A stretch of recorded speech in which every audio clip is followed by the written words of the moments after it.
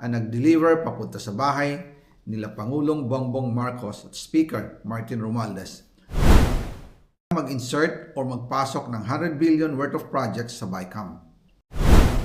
Sana po ay hindi nila ako mapatay bago ko mailabas ang lahat. Ginawa ko lang ang utos sa akin, pero ngayon, handa na akong harapin ang lahat. Ginagamit ng administrasyon ang buong resources ng bansa para tumahimik ako. That he will shoot me if I will talk.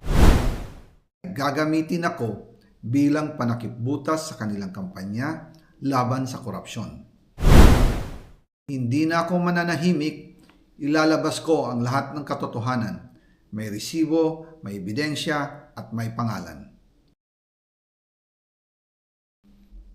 Para sa bawat Pilipino, alam ko na buo ang galit ninyo sa akin ngayon. Nauunawaan ko rin kung bakit. Lalo na at malaki ang halagang nakataya.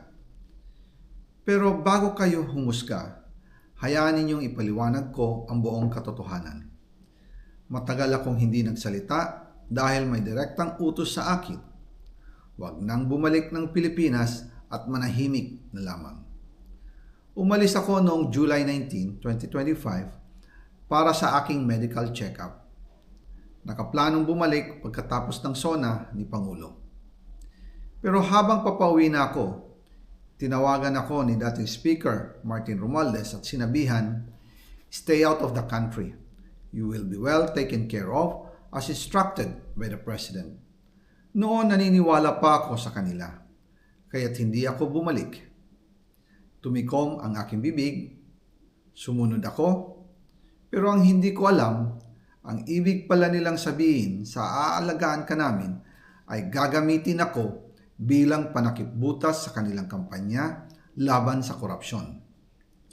Ginawa nila akong poster boy ng kanilang sariling kasinungalingan. Ngayon, hindi na ako mananahimik, ilalabas ko ang lahat ng katotohanan. May resibo, may ebidensya, at may pangalan. Nagsimula ito nung tumawag si Sekmina Pangandaman sa akin nung nag-umpisa ang BICAM process last year, 2024. Ang sabi niya, katatapos lang ng meeting nila ni Pangulo at may instructions na mag-insert o magpasok ng 100 billion worth of projects sa BICAM. At sinabi pa ni Sekmina, you can confirm with Yusek Adrian Bersamin dahil magkasama sila sa meeting ni Pangulong BBM noong araw na yon. Tinawagan ko po agad si Yusek Adrian Bersamin at tinanong ko kung may instruction nga ba ang Pangulo na magpasok ng 100 billion during their meeting. Ang sabi niya ay totoo nga po. Right after our conversation, tinawagan ko po si dating Speaker Martin Romualdez at nireport ko ang instructions ng Presidente to insert the 100 billion projects. At sinabi niya sa akin, what the President wants, he gets. After ng ilang araw, nag-set po ng meeting si Sekmina Pangandaman at Yusek Adrian Bersamin sa amin ni dating Speaker Martin Romualdez sa Aguado Building in front of Gate 4 ng Malacanang at nandun din po si Yusek Jojo Cadiz. During the meeting, binigay po ni Yusek Adrian Bersamin ang listahan na worth 100 billion. Tinanong ko po si Yusek Adrian kung saan galing ang listahan. Ang sagot niya, galing kay PBBM mismo at binigay niya ito mula sa brown leather bag.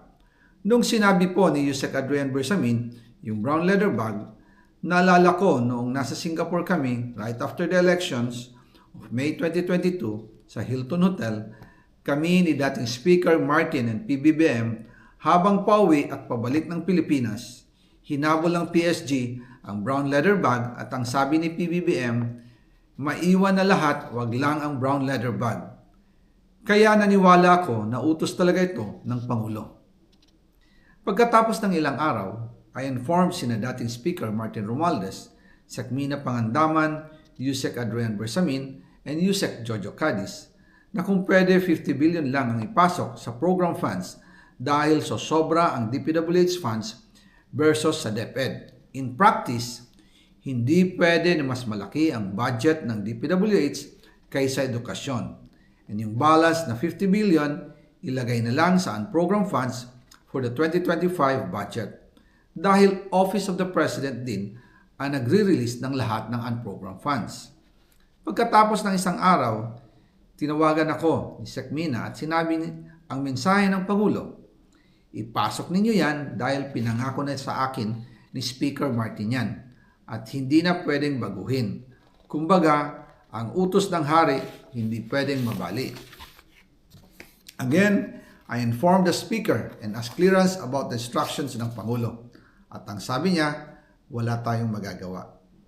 Kaya po nagtataka ako kung bakit sinasabi ni Pangulo na hindi niya makilala ang budget, samantalang lahat na binawas at dinagdag sa mga ahensya ng gobyerno ay humihingi ng approval sa kanya si Sec Mina Pangandaman.